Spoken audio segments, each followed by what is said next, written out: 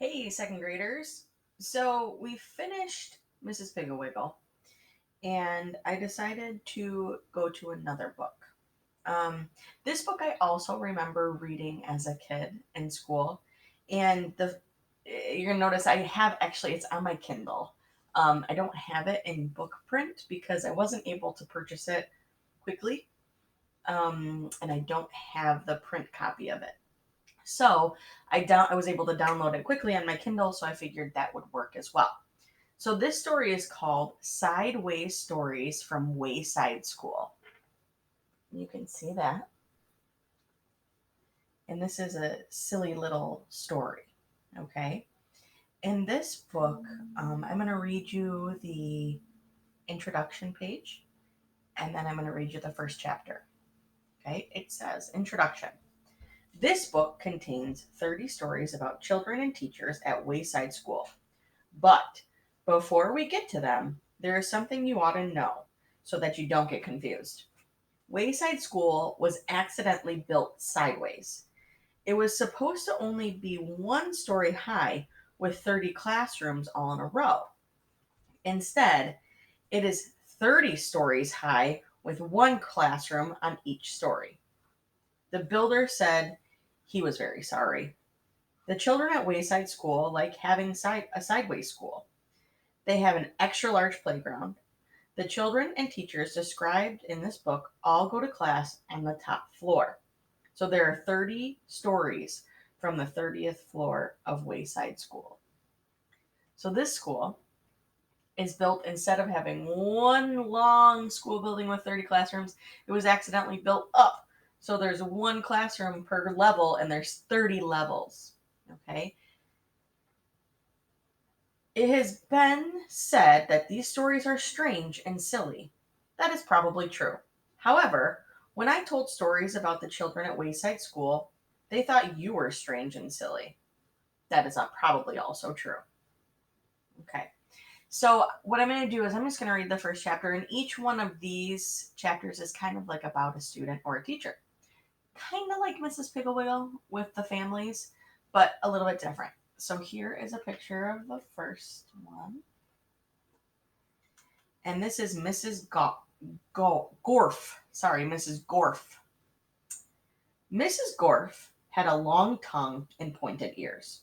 She was the meanest teacher at Wayside School. She taught the class on the 30th floor, the 30th story. If you children are bad, she warned, or if you answer a problem wrong, I will wiggle my ears, stick out my tongue, and turn you into apples. Mrs. Goff didn't like children, but she loved apples. Joe couldn't add, couldn't even count, but he knew that if he answered the problem wrong, he would be turned into an apple.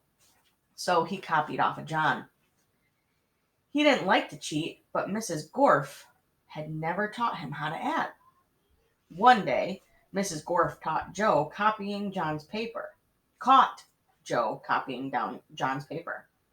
She wiggled her ears, first her right one, then her left, stuck out her tongue, and turned Joe into an apple. Then she turned John into an apple for letting Joe cheat. Hey, that isn't fair, said Todd. John was only trying to help a friend. Mrs. Gorf wiggled her ears, first her right one, then her left, stick out her tongue, and turned Todd into an apple. Does anybody else have an opinion? She asked. Nobody said a word. Mrs. Gorf laughed and placed the 3 apples on her desk. Stephen started to cry. He couldn't help it. He was scared. I do not allow crying in my classroom, said Mrs. Gorf. She wiggled her ears, first her right one, then her left one, stuck out her tongue, and turned Stephen into an apple. For the rest of the day, the children were absolutely quiet. And when they went home, they were too scared to even talk to their parents. But Joe, John, Todd, and Stephen couldn't go home. Mrs. Gorf left them on her desk. They were able to talk to each other, but they didn't have much to say. Their parents were worried. They didn't know where their children were. Nobody seemed to know. The next day, Kathy was late for school. As soon as she walked in, Mrs. Gorf turned her into an apple. Paul sneezed during class. He was turned into an apple.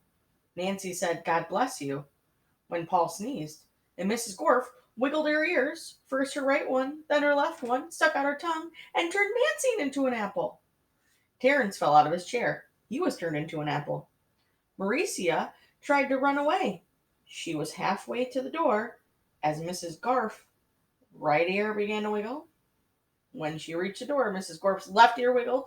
Mauricia opened the door and had one foot outside when Mrs. Gorf stuck out her tongue. Mauricia became an apple. Mrs. Gorf picked up the apple from the floor and put it onto her desk with the others. Then a funny thing happened. Mrs. Gorf turned around and fell over a piece of chalk. The three Erics laughed. They were turned into apples. Mrs. Gorf had a dozen apples on her desk. Joe, John, Todd, Stephen, Kathy, Paul, Nancy, Terrence, Mauricia, and the three Erics, Eric Fry, Eric Bacon, and Eric Ovens. Lewis, the yard teacher, walked into the classroom. He had missed the children at recess. He had heard that Mrs. Gorf was a mean teacher, so he came up to investigate. He saw the 12 apples on Mrs. Gorf's desk. I must be wrong, he thought.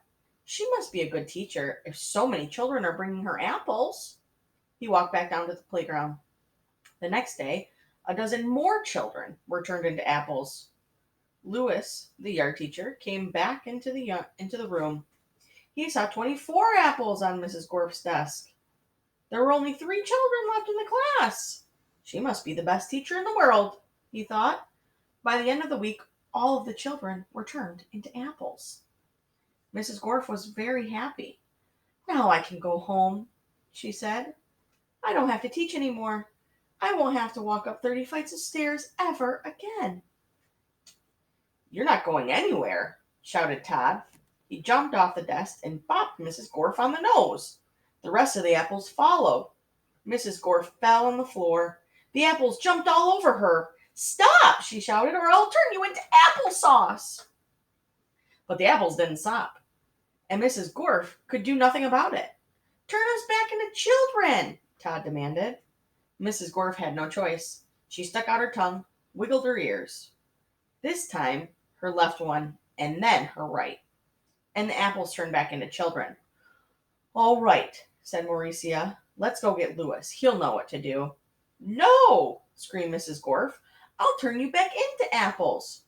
She wiggled her ears, first her right, then her left, and stuck out her tongue. But Jenny held up a mirror, and Mrs. Gorf turned herself into an apple. The children didn't know what to do. They didn't have a teacher. Even though Mrs. Gorf was mean, they didn't think it was right to leave her as an apple. But none of them knew how to wiggle their ears. Lewis, the yard teacher, walked in. Where's Mrs. Gorf? He asked. Nobody said a word. Boy, am I hungry, said Lewis. I don't think Mrs. Gorf would mind if I ate this apple. After all, she always has so many. He picked up the apple, which was really Mrs. Gorf, shined it up on his shirt, and ate it. And that is the end of Chapter 1, Mrs. Gorf. We'll come back tomorrow and read the next chapter about a new teacher. The thing with this book is a little silly and a little funny. So I hope you enjoy.